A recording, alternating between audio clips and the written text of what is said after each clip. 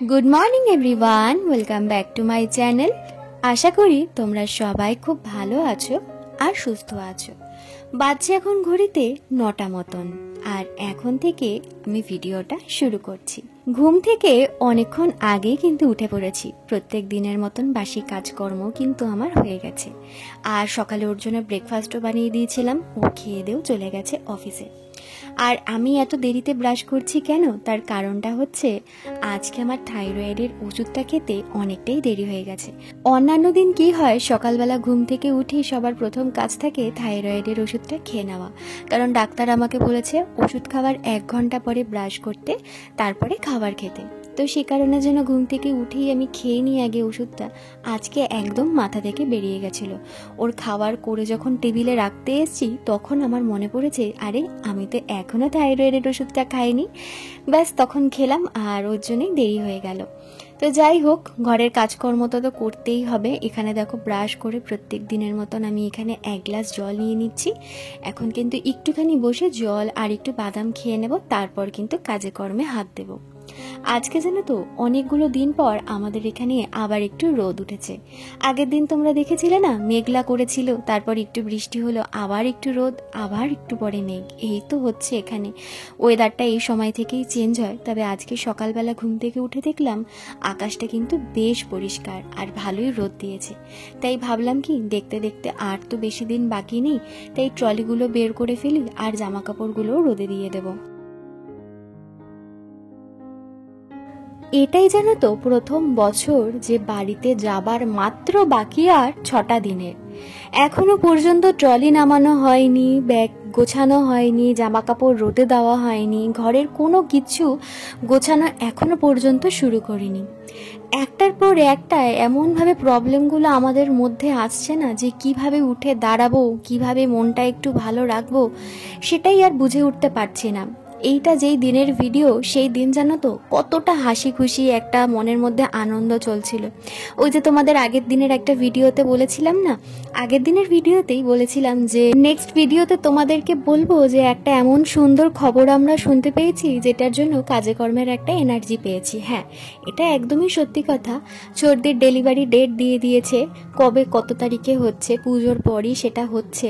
তো সেটা শোনার পর না দুজনের মনেই একটু ভালো লাগা, একটু এনার্জি এসেছিল যে হ্যাঁ এবার একটু বাড়িতে যাব, সেই আনন্দটুকুনি হচ্ছে। আর এই শুক্রবার আর শনিবারের মধ্যেই এমন একটা সমস্যার সম্মুখীন আমরা হয়ে গেলাম যে এখন আর কোনো কিছুই ভালো লাগছে না। বাড়িতে যাওয়ার যেটুকুনি আনন্দ হচ্ছিল, সেই আনন্দটুকুনিও আর হচ্ছে না। মানে এটা আমি এখন এই মুহূর্তে বলতে পারবো না, হয়তো কলকাতায় গেলে সেটা তোমরা সবাই জানতে পারবে, দেখতেও পারবে যে কি হয়েছে। একটা বিশেষ বড় একটা ইনসিডেন্ট আমাদের সাথে ঘটে গেছে। বাড়িতেও এখনও কাউকেই কিছু আর কি বলে উঠতে পারিনি, কি করব না করব কিছুই বুঝতে পারছি না। এমনই একটা খারাপ সময়ের মধ্যে দিয়ে আমরা যাচ্ছি। বিগত 1 মাস ধরে জানো তো প্রচণ্ড খারাপ সময়ের মধ্যে দিয়ে আমাদেরকে যেতে হচ্ছে। নয় আজকে এই প্রবলেম, কালকে ওই প্রবলেম, পরশু ওই প্রবলেম, কিছু না কিছু প্রবলেম থেকেই যাচ্ছে। এই আগের দিনের ভিডিওতেই তোমাদেরকে বললাম যে টিকিট নিয়ে একটা সমস্যা হচ্ছে। সেই টিকিটেরও জানো তো আস্তে আস্তে সলিউশনটা হয়ে যাচ্ছিল। আমার পিস্তত দিদি আর কি, তার হাজব্যান্ড এই টিকিটের একটা কাজ করে, আমি ঠিক সেটার নামটা বলতে পারছি না, কি কোন ডিপার্টমেন্টে বা কিসে রয়েছে।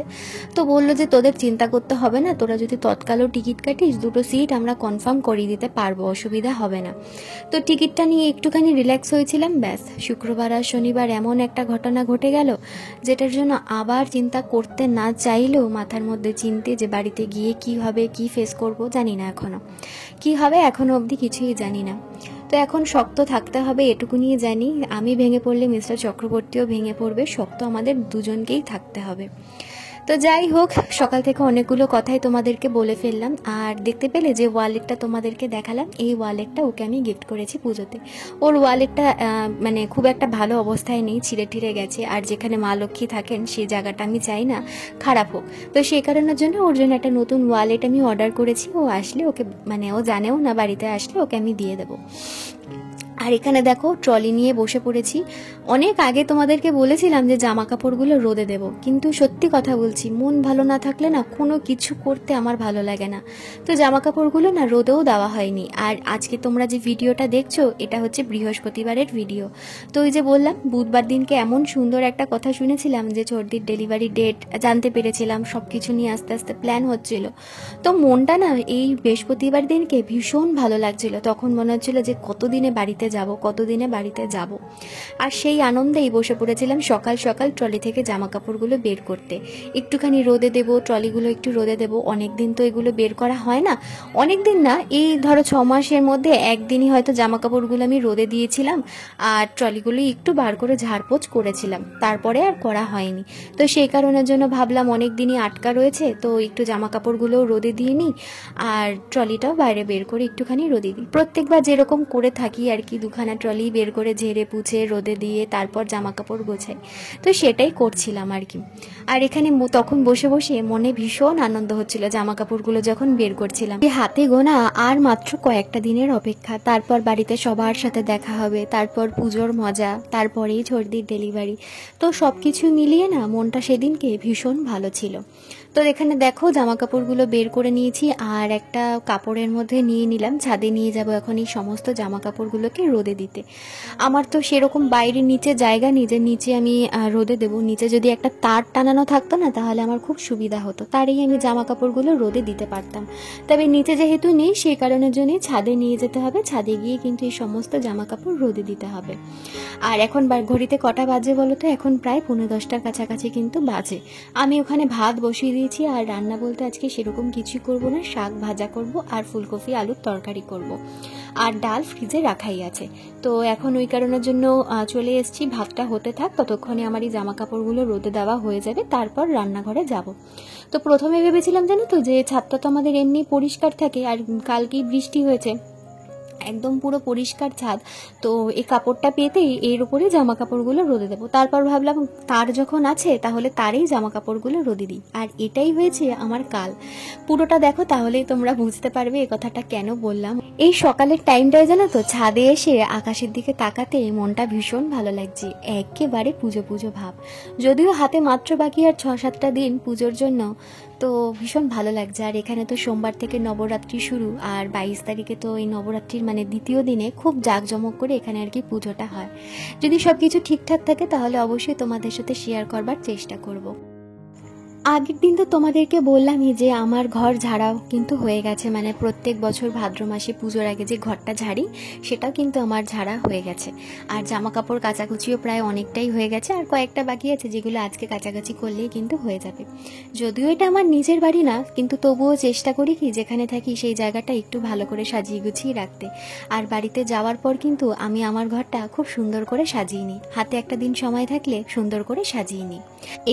এই বিপদটার জন্যই অপেক্ষা আমি করছিলাম। সমস্ত জামা কাপড়গুলো রোদে দেওয়া প্রায় হয়েই এসেছিল, এর মধ্যেই ছাদের তারটা ছিঁড়ে গেল। আসলে কি বলতো, রোদ উঠলে এখানে রোদের ভীষণ তাপ, আর বৃষ্টি হলে প্রচন্ড বৃষ্টি, আর এগুলো তো লাইলানের দড়ি খুব একটা মজবুত হয় না, সেই কারণের জন্য এরকম ছিঁড়ে পড়ে গেল। আর জামা কাপড়গুলো তো নিচে এরকম ছুঁড়ে ছুঁড়ে ফেললাম, সব ভাঁজ খুলে গেছে। আবার এই রোদের মধ্যে বসে ভাঁজ করে সমস্ত জামা কাপড়গুলো রোদে দিলাম। এই দেখো সবকিছু আবার পাট পাট করে ভাঁজ করে এরকম ভাবেই রোদে দিয়েছি। এবার চলো নিচে গিয়ে রান্না শুরু করা যাক। বললামই যে ভাত আমার হয়ে গেছে, আর এদিকে এখন চলে এসেছি সবজিগুলো কাটাকাটি করতে। সবজি মানে কি, ফুলকপিটাই কাটছি। অল্প আলু দিয়ে আমি ফুলকপিটা আজকে বানাবো। আর বাজার থেকে জানো তো বেশ কয়েকটা মটরশুঁটি নিয়ে এসেছি, আজকে একটু মটরশুঁটি দিয়ে ফুলকপিটা রান্না করব, বেশ ভালো লাগে কিন্তু খেতে। আর এখানে একটুখানি বললামই ওয়েদারটা অনেকটাই চেঞ্জ হয়েছে, গরমটা এখন একদমই নেই, বেশ হালকা একটা ঠান্ডা ঠান্ডা একটা ওয়েদার, বৃষ্টি হচ্ছে, বেশ ভালো কিন্তু লাগে। আজকে যে রোদও উঠেছে না, রোদেরও কিন্তু সেরকম একটা গরম লাগছে না। এই দেখো আমার কিন্তু সমস্ত সবজি কাটাকুটি করা হয়ে গেছে, ফুলকপি, আলু, গাজর, ওদিকে মটরশুঁটি। আর সকালবেলা এখনও আমার খাওয়া দাওয়া হয়নি, তো চলো সকালে আগে একটুখানি খেয়ে নিই। এই যে নিয়ে চলে এসেছি ভেন্ডি আলু ভাজা, আর আমি যেটা খেতে খুব ভালোবাসি আলু সিদ্ধ আর কুমড়ো সিদ্ধ দিয়ে ভাত। তো খেয়ে দিয়ে আমার রান্না বান্না সবটাই হয়ে গেছে কমপ্লিট। এই যে দেখো ফুলকপি আলু হয়ে গেছে তরকারি, আজকে শশা নেই বলে শুধু গাজরটা দিচ্ছি, আর ওদিকে শাক ভাজা। তো সবটাই আমার রান্না বান্না হয়ে গেছে। এবার রান্নাঘরটা পরিষ্কার করে চলে যাব ট্রলিগুলো নামাতে।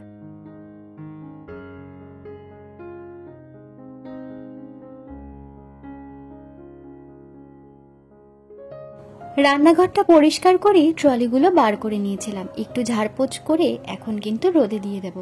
নীল ট্রলিটা তো নিচেই থাকে, তাই এটাতে না খুব একটা ধুলো পড়ে না, কাপড় দিয়ে ঢাকা থেকে একটু বের করা হয় মাঝে মধ্যে, তো খুব একটা ধুলো পড়ে না। ধুলো পড়ে হচ্ছে কাপড়ের ট্রলিটাতে, যতই কাপড় দিয়ে পেঁচিয়ে রাখি না কেন তবুও একটু তো ধুলো থাকে। একটু ভেজা ন্যাকড়া দিয়ে ভালো করে মুছে নিলে কিন্তু সুন্দর পরিষ্কার হয়ে যায়, সেটাই করেছি ভালো করে। আর এখানে দেখো এখন বের করে দিয়েছি ট্রলিগুলো রোদে দেওয়ার জন্য। এই ট্রলি বের করে রোদে দেওয়া, জামা কাপড় রোদে দেওয়া, গোছানো গাছানো প্রত্যেকবার আমার কিন্তু অনেক আগে হয়ে যায়। এইটাই প্রথম বছর হলো, প্রথমেই বললাম যে কোনো তাড়াহুড়ো কোনো কিছুতেই কোনো কিছু হচ্ছে না আর কি। তবুও এই দিনকে বের করে যে রোদে দিয়েছি এটাই আমার কাছে মনে হচ্ছে এখন অনেক, কারণ এখন যা মনের অবস্থা, সেই দিনকে যদি এরকম হতো আরও মনে হয় 2-4 দিন দেরি হতো। তো যাই হোক, ওদিকে আমার ঘর ঝাড় দিয়ে ঘর মোছা হয়ে গেছে। আর তোমাদেরকে বললাম না যে কয়েকটাই জামা কাপড় কাচাকুচি বাকি আছে। প্রত্যেক দিনেরটা তো প্রত্যেক দিন আমাদের কাচাকুচি করতেই হয়, কিন্তু তারপরেও যে এক্সট্রা কাচাকুচিগুলো থাকে, বিছানার চাদর, পর্দা ঠর্দা, এগুলো সব কাচাকুচি করা হয়ে গেছে। আর কয়েকটাই বাকি ছিল যেগুলো আজকে এখানে কাচাকুচি করে ফেললাম। ছাদে চলে এসেছি, দড়িটা তো ছিঁড়ে গেছে, আর কিছু করার নেই, পাঁচিলেই মেলে দিতে হবে। আর দড়িটা এমন জায়গা থেকে ছিঁড়ে গেছে যে আবার যে টানাবো সে টানানোর জায়গাটাও আর নেই। আর এখন দড়ি কিনবো না, আর কয়েকটা দিনই বাকি, আবার আমরা চলে যাব। এই বৃষ্টি রোদ এটাতে আরও না দড়ি পচে যাবে, আবার কোনো কিছু করতে গেলে তখন আবার ছিঁড়ে পড়ে যাবে। ওর থেকে আমরা ঘর থেকে ঘুরে এসে তারপরেই আবার সব কিছু ঠিকঠাক করব। তো এই তো এখন সব জামা কাপড় নিয়ে চলে এসেছি। এরপরে আমি আর কোনো কাজকর্ম তোমাদের সাথে শেয়ার করতে পারিনি। এরপরে দুপুরের খাওয়া দাওয়া করে যেটুকুনি রেস্ট নেওয়ার সেরকমই ছিল। তো চলো আজকের জন্য ভিডিওটা এখানেই শেষ করে দিচ্ছি। দেখা হচ্ছে আগামীকাল নতুন আরেকটা ভিডিও নিয়ে। ততক্ষণের জন্য সবাই সুস্থ থেকো, ভালো থেকো। আর আমার ভিডিও যদি তোমাদের ভালো লেগে থাকে তাহলে অবশ্যই আমার চ্যানেলটা সাবস্ক্রাইব করে দিয়ে পাশে থেকো। আর আরেকটু বেশি ভালো লাগলে একটা লাইক করে দিও, আর একটু কমেন্টে জানিয়ে দিও যে তোমাদের আমার ভিডিওটা কিরকম লেগেছে। আর দেখতে পাচ্ছ ছাদে কিরকম সুন্দর হাওয়া চলছে, আর আকাশটা দেখো, মনটা ভরে গেল না? তাহলে আজকে এখানেই শেষ করলাম।